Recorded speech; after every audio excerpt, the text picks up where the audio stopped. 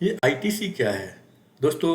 बहुत सारे वीडियोज मैंने रिलीज किए हैं जीएसटी से रिलेटेड। जीएसटी में रजिस्ट्रेशन कैसे किया जाता है, रेगुलर स्कीम में करवाएं कि कंपोजिशन स्कीम में करवाएं, कंपोजिशन स्कीम क्या है, रेगुलर स्कीम क्या है, इस टाइप के मैं कई वीडियो रिलीज कर चुका हूँ। उसमें कई जगह आईटीसी का वर्ड आया है।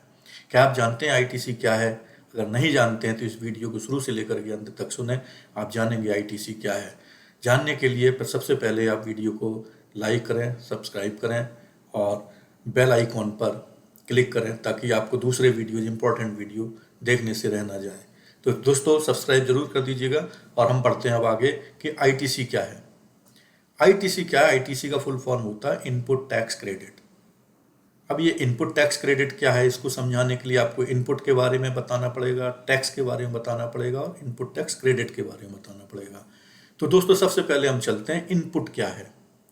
इनपुट का मतलब होता है कि कोई भी बिजनेस फर्दरेंस के लिए अपने लिए मटेरियल खरीदे। जैसे कोई अगर मैन्युफैक्चरर है तो मैन्युफैक्चरर क्या करेगा, कोई रॉ मटेरियल खरीदेगा। रॉ मटेरियल खरीद करके उसको प्रोसेस करके उसको फिनिश गुड्स में कन्वर्ट करेगा। अगर कोई ट्रेडर है तो वो तो सीधा बना बनाया मटेरियल खरीदेगा और उसको बेच देगा। अगर कोई सर्विस प्रोवाइडर है तो वो दूसरे टाइप की सर्विस लेगा अपने बिजनेस के फर्दरेंस के लिए, उसमें भी इनपुट टैक्स क्रेडिट आएगा। अगर कोई बंदा tools and tackles, plant and machinery, building furniture कुछ खरीदता है तो उस पर भी इनपुट टैक्स क्रेडिट लिया जा सकता है। तो इनपुट टैक्स, इनपुट कितने प्रकार, पहली चीज़ तो मैंने बताया इनपुट क्या है दोस्तों इनपुट? इनपुट का मतलब बिजनेस फर्दरेंस के लिए कोई भी मटेरियल खरीदना, चाहे वो फिनिश गुड्स हो, चाहे वो रॉ मटेरियल हो, चाहे वो कैपिटल गुड्स हो, चाहे वो सर्विस हो। तो इनपुट ये हो गया जो अपने बिजनेस में लगाता है बिजनेस फर्दरेंस के लिए। जब बिजनेस फर्दरेंस के लिए लगाएगा तभी वो आईटीसी ले पाएगा। तो ये तो हो गया इनपुट। अब इनपुट टैक्स क्या है? जिस मटेरियल को खरीदने में हमने जो टैक्स दिया है वो इनपुट टैक्स हो गया। तो दोस्तों यहाँ पर इनपुट टैक्स आपको क्लियर हो गया होगा कि जो मटेरियल, रॉ मटेरियल हम खरीद रहे हैं या सर्विस प्रोवाइडर से सर्विस परचेज कर रहे हैं, फिनिश गुड्स खरीद रहे हैं या कैपिटल गुड्स खरीद रहे हैं, तो दोस्तों इसके लिए आपको इनपुट टैक्स देना पड़ता है, वही इनपुट टैक्स हो गया। अब मैं बोलता हूँ इनपुट टैक्स क्रेडिट। पहला इनपुट आपने समझ लिया, दूसरा इनपुट टैक्स आपने समझ लिया, तीसरा होता है input tax credit, full word. तो क्रेडिट का मतलब यहाँ पर ये हो गया कि भाई हमने जो दिया था अपने सप्लायर को, आई मीन टू से रॉ मटेरियल सप्लायर को या सर्विस प्रोवाइडर को, अब जब हम अपनी सर्विस किसी दूसरे को प्रोवाइड कर रहे हैं, जब हम अपना मटेरियल किसी को बेच रहे हैं, तो उस समय हमें हमारा जो हमने टैक्स दिया था वो वापस चाहिए। अगर ऐसा नहीं होगा तो हमने वहाँ पर भी दे दिया रॉ मटेरियल वाले को भी और यहाँ पर भी दे दिया अपनी सप्लाई पर भी, तो ऐसे तो हमको बहुत ज़्यादा टैक्स पड़ जाएगा, तो कोई बिजनेस ही नहीं कर पाएगा, बिजनेस धंधे बंद हो जाएंगे। तो इसके लिए गवर्नमेंट ने ये व्यवस्था करी है। जैसे पहले वैल्यू एडेड टैक्स था, उस पर इनपुट टैक्स क्रेडिट मिलता था, सेम सिस्टम को अपनाया है कि रॉ मटेरियल को खरीदने के लिए या सर्विस को खरीदने के लिए या फिर कैपिटल गुड्स को खरीदने के लिए आपने जो टैक्स पेमेंट किया था, जब आप अपने मटेरियल को, फिनिश गुड्स को फर्दरेंस प्रोग्रेस करने के बाद बेचेंगे, उस पर जो टैक्स आएगा उससे आप एडजस्ट कर सकते हो या आप वापस ले सकते हो, क्लेम कर सकते हो। इसको बोलते हैं इनपुट टैक्स क्रेडिट। क्रेडिट का मतलब जो दिया था उसको वापस दो। शुद्ध हिंदी में आप समझ लीजिए, जो दिया था वो वापस चाहिए। वापस चाहने के लिए क्या है, गवर्नमेंट ये बोलती है कि भाई अगर हमको मिला है तो ही हम दे पाएंगे। इसका मतलब ये है कि जिस बंदे से आपने मटेरियल खरीदा है उस बंदे ने भी टैक्स गवर्नमेंट को दे दिया हो तो आपको इनपुट टैक्स क्रेडिट मिलेगा। अब हम आते हैं आउटपुट टैक्स क्रेडिट पर।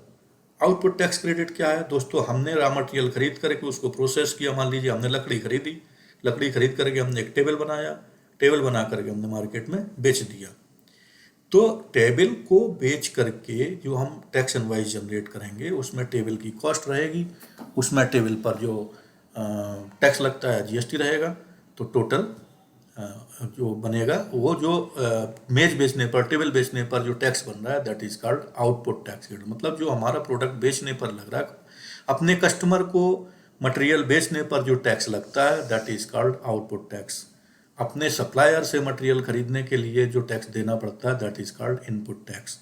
तो आउटपुट टैक्स और इनपुट टैक्स का जो डिफरेंस होता है वो हमें पेमेंट करना होता है, इसलिए रेगुलर स्कीम में हमें इनपुट टैक्स क्रेडिट का बेनिफिट मिलता है। तो इनपुट टैक्स क्रेडिट का बेनिफिट किसको मिलता है, किसको नहीं मिलता है? जो रजिस्टर्ड नहीं है उसको तो इनपुट टैक्स क्रेडिट का बेनिफिट मिलेगा ही नहीं, इसलिए कहा जाता है कि जीएसटी में रजिस्ट्रेशन जरूरी है। कंपोजिशन स्कीम में जो रजिस्टर्ड है उसको इनपुट टैक्स का बेनिफिट नहीं मिलता, इसलिए लोग प्रेफर करते हैं कि रेगुलर स्कीम में ही करें। लेकिन कंपोजिशन स्कीम में यह है कि इनपुट टैक्स क्रेडिट का बेनिफिट नहीं मिलता है, लेकिन टैक्स कम कम लगता है, तो आदमी यही सोचता है यार 1% अपने पॉकेट से दे दो और चलो ठीक है। तो कंपोजिशन स्कीम के फिक्स रेट हैं, 1% है, 2% है, 6% है, 5% है, रेस्टोरेंट पर 5% है, ट्रेडर्स और सर्विस प्रोवाइडर के लिए 1% है और अदर सर्विसेज पर 6% है। तो उसमें एक लिस्ट निश्चित है, लेकिन रेगुलर स्कीम में बहुत सारे रेट्स हैं, SCN होते हैं, बहुत सारे रेट्स होते हैं, कोड होते हैं, तो उसको याद रखना बहुत मुश्किल होता है। इसके लिए रेगुलर स्कीम वालों को CA की ज़रूरत पड़ती है, टैक्स कंसल्टेंट या GST प्रैक्टिशनर की ज़रूरत पड़ती है। तो दोस्तों GST प्रैक्टिशनर को ज़रूर लीजिए, रिटर्न ज़रूर भरवाइए और उनसे देखिए। अब मैं आपको इनपुट टैक्स क्रेडिट को एक डायग्राम के द्वारा समझाता हूँ, देखिएगा दोस्तों।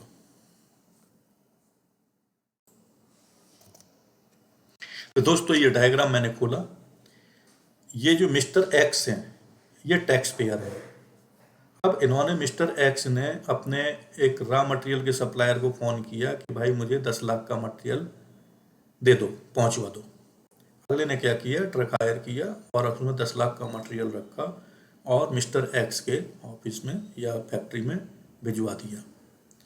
अब मिस्टर एक्स ने रॉ मटेरियल के सप्लायर ने जो 10 लाख का मटेरियल बेचा था, तो इसका क्या किया, इसका उसने 18% के हिसाब से 10 लाख पर GST लगाया, तो 18% के हिसाब से GST हो गया 1,80,000 10 लाख पर।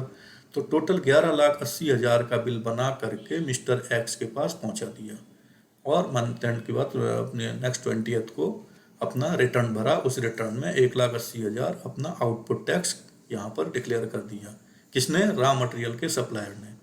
मिस्टर एक्स ने 10 लाख का मटेरियल खरीदा और 1,80,000 रुपये उस पर GST दिया, तो मिस्टर एक्स के लिए वो हो गया इनपुट टैक्स और रॉ मटेरियल सप्लायर के लिए वो हो गया आउटपुट टैक्स।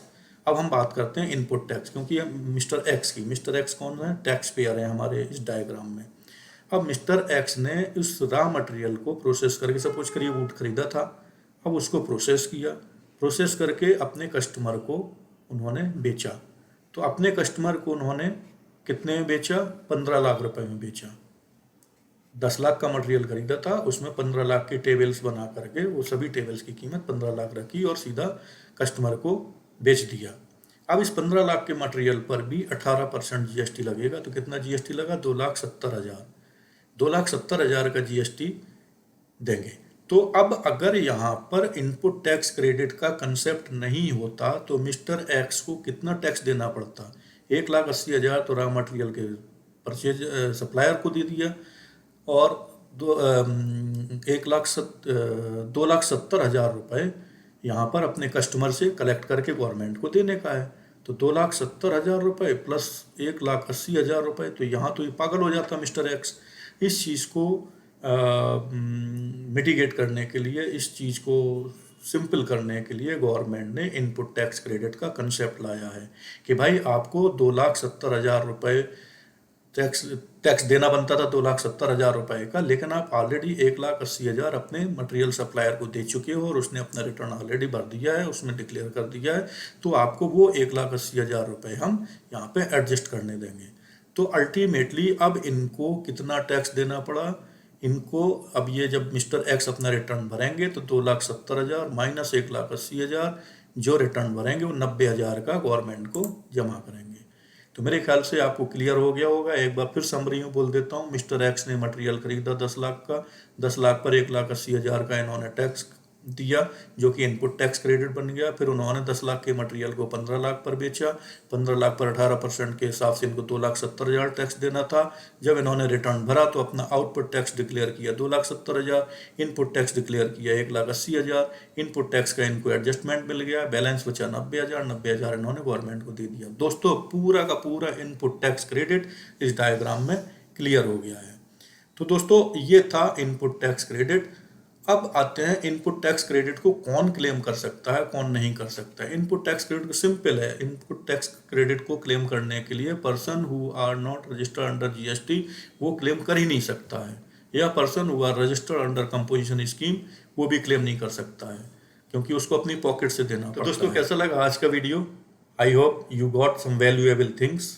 अगर आपको रियल में वैल्यू मिली, अगर आपको वास्तव में पता चल गया कि इनपुट टैक्स क्रेडिट क्या होता है, क्यों हमें जीएसटी में रजिस्टर होना चाहिए और क्यों नहीं होना चाहिए, तो हमारे राज डिजिटल पार्क वीडियो को यूट्यूब चैनल को ज़रूर सब्सक्राइब करें और बेल आइकॉन पर भी क्लिक करें अगर अभी तक आपने सब्सक्राइब नहीं किया है। दोस्तों होता क्या है, आप वीडियो सुन लेंगे, मजे ले लेंगे और उसका यूटिलाइज कर लेंगे, लेकिन चैनल को सब्सक्राइब करना भूल जाते हैं। इसलिए आपको रिमाइंड करता हूँ, ज़रूर सब्सक्राइब करिएगा, बेल आइकॉन दबाइएगा और अगर वीडियो अच्छा लगे तो लाइक, कमेंट और शेयर भी कीजिएगा।